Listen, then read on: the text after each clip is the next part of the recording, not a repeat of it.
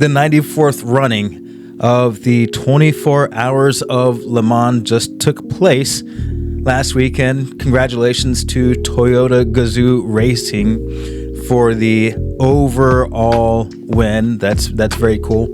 Speaking of Le Mans, there's a 1971 movie called Le Mans starring Steve McQueen. I watched it last week, and what I discovered about old movies, I think is actually really worth sharing. So without further ado, I'm going to go and roll that film, and we'll be right back for the weekly market update for Dallas, Fort Worth, and Arlington.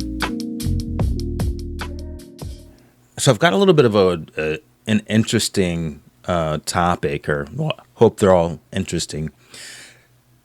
I've got a little bit of a different topic for today's video, or this week's video rather, and that is it's old movies. And I found out I've been watching old movies wrong for decades now. So I'm going to do my best to try to articulate the way we watch modern movies, right? So you get into the theater, or, you know, sit down on the couch in front of your big screen, and you almost brace yourself because you're expecting this larger than life, you know, deep bass sound, and you're definitely expecting it to be wow.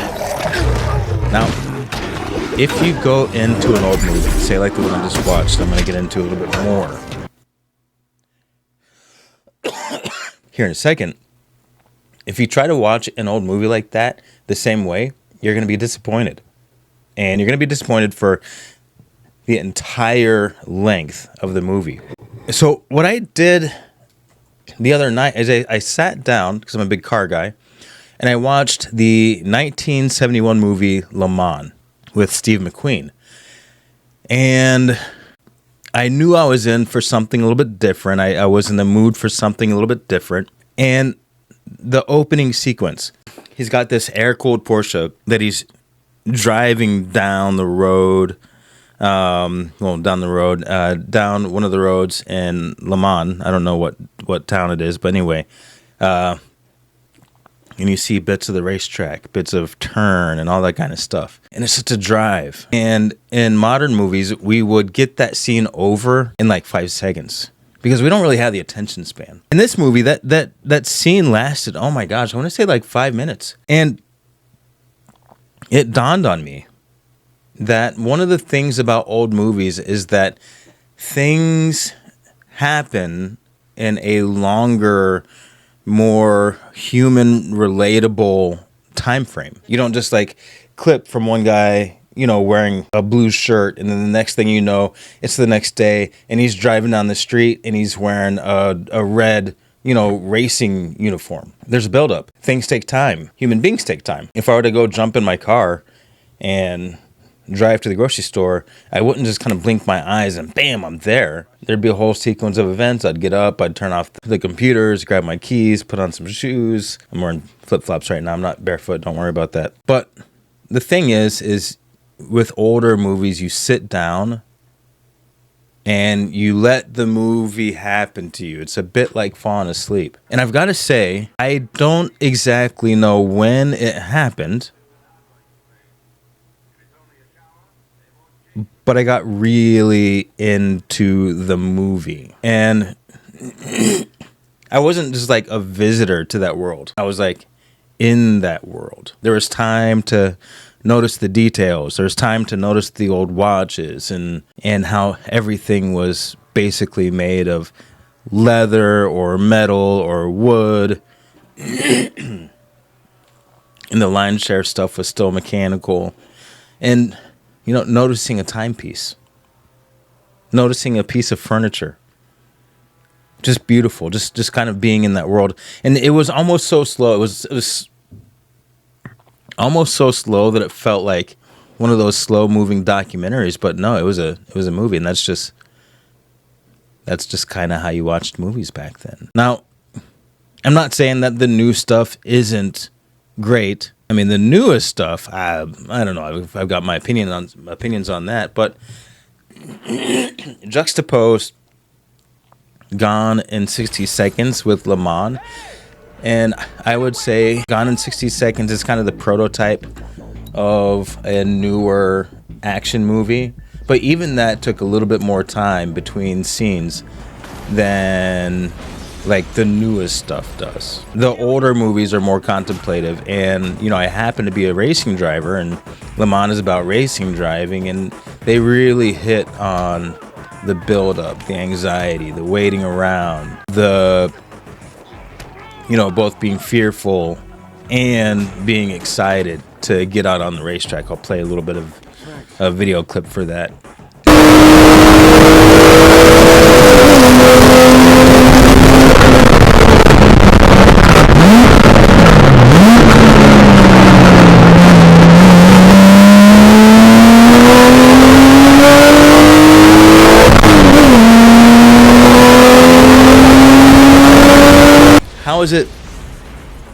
How is it related to houses? It's because you can't really enjoy a movie like that anymore without having a dwelling, whether it's an apartment or a house or whatever, but having a place that you're very comfortable in that just kind of melts away behind you. And for a minute, all you notice is that screen. I mean, take the studio, for example. This was just a plain Jane spare bedroom. And because I like doing, broadcasts and podcasts and stuff like this, I wanted to make it kind of like this dark, moody studio. And so a couple of years ago, that's what I did, slowly but surely. My wife has a garden out back. And that's something that you can really invest in and relax into when it's your home. I would venture to say that, movies aren't dead. Watching movies at home from start to finish without ads and all that, that's not dead. There's a whole huge library of movies from the beginning of when movies started being made to now. And we live in a time where we're so fortunate where we have that huge library at our fingertips. I've done home tours before where the home had this huge movie room or entertainment room kind of set up. And I think, being someone who tends to, just jump on some YouTube and see what's going on, check out the news or something like that, you don't really see the need for it, the utility for it. But when you start getting into the really artful cinema, I can definitely see how one could just fall in love with that space again. I could totally geek out on the cinematography, like how they let scenes just build and last. And there's a scene in particular that I watched, and it was a stair. And you had all these people kind of like walking around in the foreground in front of the main character. And these days, you would never see something like that. But in this movie, because it was part of the scene, it was part of reality, they let it play out. And what I first found a little bit annoying is way too strong of a word. So it's off-putting. Maybe peculiar. What I found peculiar in the beginning slowly just became very, very beautiful. I was sad when the movie ended. And there was time, there wasn't just constant dialogue and one-liners and quips. I thought about the actual people in the movie. This is an older movie. The people who are kids and teenagers and stuff, by now have had kids and teenagers of their own, maybe even grandkids. It was beautiful. It was a very human experience. So I will be out and about at a different space next week. because that's what I do. I like to talk about different locations and different events and different happenings and stuff. But this time around, I just wanted to talk about a different way to experience your home. Maybe a way that a whole lot of people are already doing, and I'm just getting on board with it. But a very beautiful, beautiful way to spend a couple hours. All right.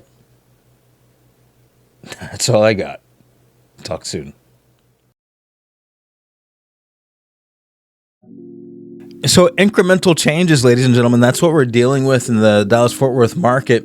The median list price is $454,000, not too much of a change from last week.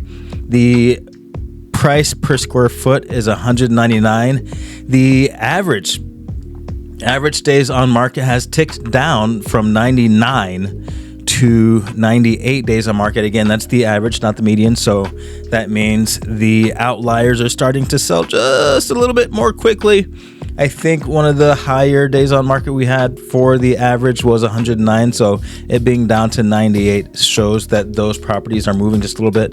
The median days on market is 56. That's actually going up just a little bit. Here's something interesting though. The percentage of homes experiencing or listings experiencing a price decrease is 47%. So I've been watching this week over week, and it's been ticking up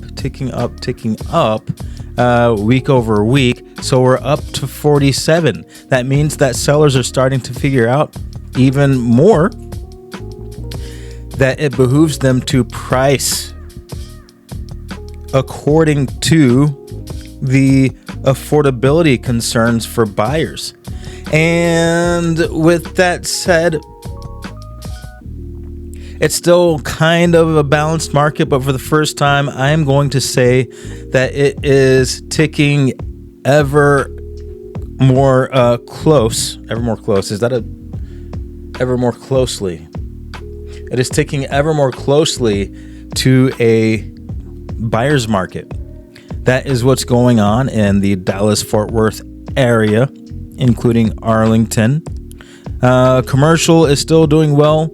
Medical office space is still a good investment in terms of resilience for what's going on in the economy. And Dallas-Fort Worth does still have a strong commercial sales market. But remember, depending on the market that you're looking to purchase in, there might be some limited inventory, especially depending on what you are trying to get. So if you have any questions, remember, I want to be your go-to for commercial and residential real estate. Visit PikeNorthTX.com for more information about the Pike North Property Group. And I can't wait to talk to you. Enjoy, and I'll see you next week.